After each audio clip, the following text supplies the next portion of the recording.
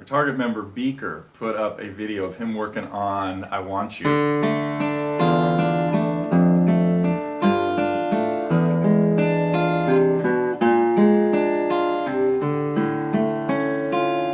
And man, I gotta tell you, that is spectacular. What you need a little bit of work on the picking part just to smooth it out. You're doing pretty much everything right. Although, would like to see you keep when you're ready to use your third finger, you keep your fingers nice and clear of the guitar. But when you're hitting just some bass notes, you end up trying to grab just a little bit. So work on your right hand position a little. Try to just get a little bit more bend in the wrist so that your fingers are hanging straighter or more perpendicular to the strings.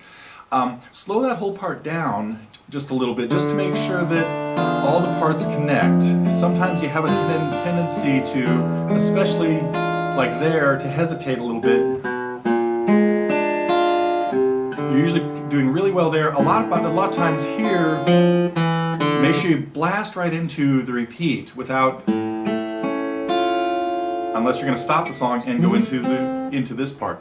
The bluesy part is fabulous. Your timing in there, you just nailed it, and that is so cool. And you're doing a great job of not worrying about making sure it comes out.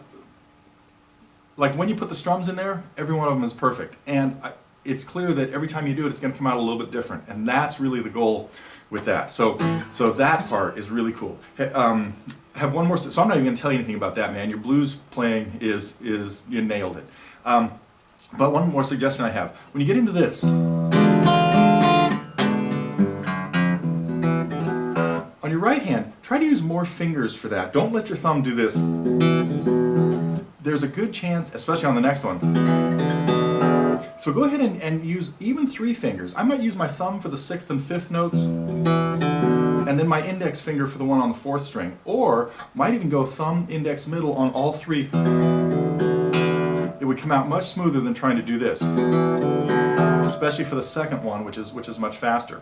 So as you're working on this finger picking stuff, just break it down even more and use more fingers even on the bass notes. So that's the suggestions for that. And again, great job on a pretty difficult piece.